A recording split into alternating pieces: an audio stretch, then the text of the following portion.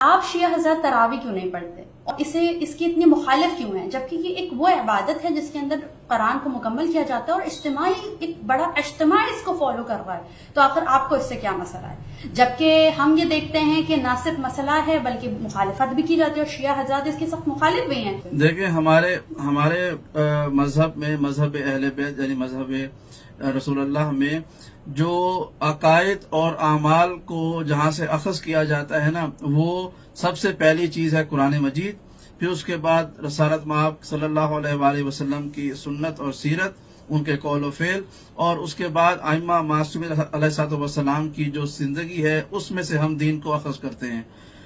کمال یہ ہے کہ یہ تراوی نام کی جو نماز ہے یہ ان تمام مدارک میں کہیں نہیں پائی جاتی، نہ قرآن میں ذکر ہے، نہ اللہ کے رسول نے کبھی پڑھی نہ پڑھائی، نہ ہمارے معصوم اماموں میں سے کبھی کسی نے اس کو پڑھا پڑھایا، نہ اس کے بارے میں گفتگو کی۔ تو ہمارا عقیدہ یہی ہے اور یہ مسلمہ عقیدہ ہے، پورے عالم اسلام کا عقیدہ یہ ہے، جو شے قرآن اور رسول کے سنت اور سیرت میں نہ ملے اس کو دین کا حصہ بنانا بدعت ہے۔ اور جیسا کہ آپ کو پتہ ہے ہم مخالفت اس لیے کرتے ہیں کہ ہم دین کے پاسدار ہیں، ہم نے دین کو حفاظت کر کے بہت معذرت کے ساتھ، لیکن ہم تو آقا اس چیز کو دیکھ رہے ہیں کہ آپ لوگ کافی ایسی بدعتوں کو خود فالو کر رہے ہیں اور پیروی کر رہے ہیں کہ جس کو باقی مسالک نے علل اعلان بدعت قرار دے دیا ہے۔ تو اگر وہ سارے کام ہو سکتے ہیں تو اسے بدعت قرار دینا تو ظلم نہیں ہے کیا؟ یہ نہیں دیکھیں، کہ یہ غلط نہیں ہوگا؟ مجھے بات کرنا ہے، بدعت یہ ہوتی ہے کہ وہ شے جو دین کا حصہ نہ ہو آپ اس کو دین کا حصہ بنا دیں، یہ ہوتی ہے بدعت۔ ہمارے کون سے اعمال کو دیگر مسالک جو ہے وہ بدعت کہہ کے اس کو ثابت کر چکے ہیں؟ آج تک کوئی ایسا عزاداری اور شعائر حسینیہ یہ تو ہر یزیدی کی نظر میں بدعت تھا، رہے اور ہے اور رہے گی، اس کا مسئلہ نہیں ہے۔ ہم نے 20 دفعہ اس کے بارے میں دلائل دیے ہوئے ہیں، عزاداری بدعت نہیں ہے۔ دیکھیں اگر ہم کمپیریزن کرنا چاہیں تراوی کا اور ہمارے رسوم کا، ہمارے عقائد کا، تو جو میں فرق سمجھانا چاہ رہا ہوں، ہم نے اگر تراوی کو بدعت کہا ہے تو اس کو ثابت کیا ہے یہ بدعت ہے، لیکن عزاداری امام حسین کو جس نے بھی بدعت کہا ہے وہ ثابت نہیں کر سکے، انہوں نے صرف محبت یزید میں اس کو بدعت کہا ہے، ثابت کوئی نہیں کر سکا۔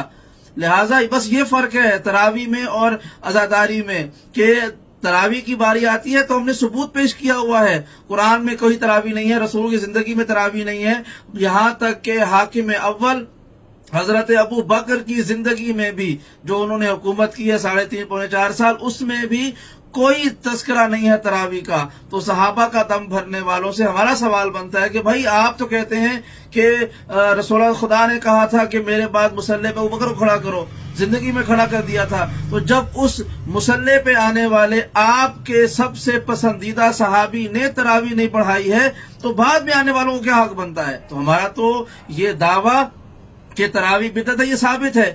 تو جنہوں نے شاعر حسینی پر عزاداری پہ اعتراض کیا ہے، بدعت کہا ہے، وہ ثابت نہیں کر سکے، ایک بات۔ دوسری بات یہ ہے کہ عزاداری کو ہم نے رسالت مآب سے ثابت کیا، قرآن سے ثابت کیا اور اپنے معصوم ائمہ کی زندگی پہ ثابت کیا۔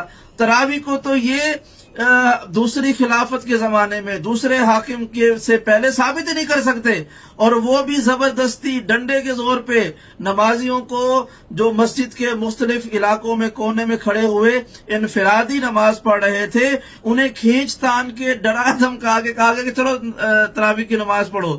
تو یوں یہ نماز قائم ہوئی ہے۔ ہمارے یہاں لا اکراہ فی الدین کا قاعدہ اس ابتدائے تراوی کی ہی مخالفت میں ہے کہ خبردار زور زبردستی سے کوئی عبادت نہیں ہوتی ہے، دین میں کوئی جبر نہیں ہے۔ تو لہٰذا یہ بدعت ہے، رہے گی اور مخالفت کرتے رہیں گے۔ کیوں؟ چونکہ یہ قرآن اور سنت نبوی صلی اللہ علیہ وآلہ وسلم کی کھلم کھلا خلاف ورزی ہے، مخالفت ہے۔ کبھی ایک مرتبہ بھی رسول نے کہا ہوتا کہ یہ پڑھو یا پڑھائی ہوتی، یا کوئی ایک ضعیف روایت بھی مل جاتی کہ رسول نے اس کے بارے میں کچھ کہا تھا تو شاید ہم میں سے بعض لوگ پڑھ بھی لیتے، لیکن نہیں، ایسا کچھ نہیں ہے۔ یہ ایک بدعت ہے، یہ ایجاد کی گئی ہے۔ اور آپ کا جو آخری سوال کا جز تھا کہ ہمیں مسئلہ تراوی سے ہے یا اس کے ایجاد کرنے والے سے ہے، بات یہ ہے کہ ہمیں مسئلہ دونوں سے ہے۔